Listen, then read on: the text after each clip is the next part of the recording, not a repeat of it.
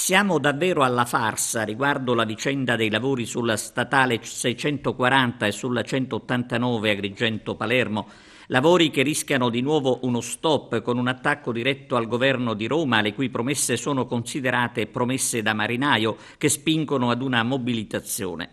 Adesso è il sindaco di Agrigento Lillo Firetto ad usare parole forti contro un governo incapace di mantenere quanto concordato. È accaduto quello che purtroppo speravamo non accadesse, e cioè che quell'attività che abbiamo visto svilupparsi nei mesi scorsi, cioè la presenza del Ministro delle Infrastrutture, del Presidente del Consiglio con i sopralluoghi sui cantieri, è stato esercizio vano. Arrivando Conte, ricordo, mi disse: lei è tra i sindaci che sta protestando in maniera vibrata. Guardi che sono qui, mi rispose, mi disse, per risolvere la questione, e il mio governo risolverà la questione. Noi ci abbiamo creduto, ci credevamo. Oggi questo pronunciamento dice che nelle beghe interne alla vita di questo governo si sta realizzando un grande delitto nei confronti, un ulteriore delitto nei confronti di Agrigento in particolare. I cantieri non partono, non partiranno, questo salva imprese non è andato a buon fine, sembra non andare a buon fine.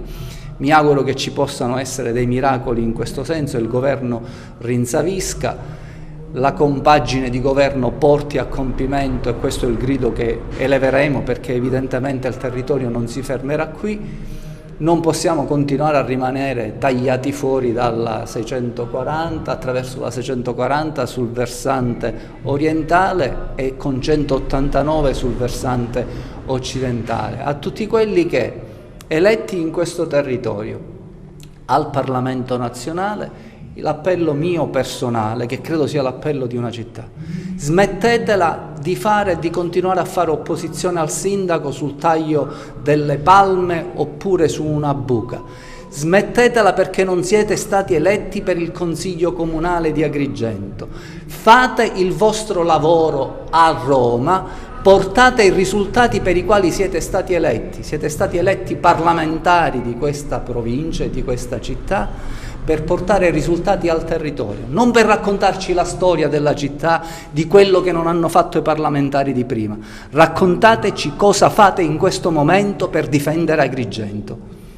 Prima del sindaco di Agrigento era intervenuto il comitato dei creditori della CMC, che ha annunciato lo stop degli interventi a causa dell'eliminazione dal cosiddetto decreto sblocca cantieri dell'emendamento con cui si istituiva il fondo salva imprese, che assicurava un'anticipazione sui crediti pari al 70%.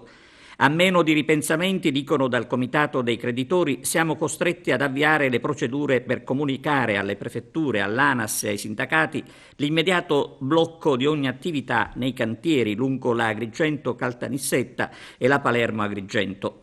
Il comitato rivolge anche un appello al Presidente della Repubblica, Sergio Mattarella, perché aiuti a fare comprendere alla politica tutta che questo non è un problema della sola Sicilia, l'ultima provincia dell'impero della quale non importa nulla a nessuno, ma è un dramma che ha messo sul lastrico l'intero paese. A questo punto solo il presidente Mattarella potrà salvare il salvabile, bacchettando chi ritiene di potersi permettere di prendere in giro così spudoratamente intere popolazioni.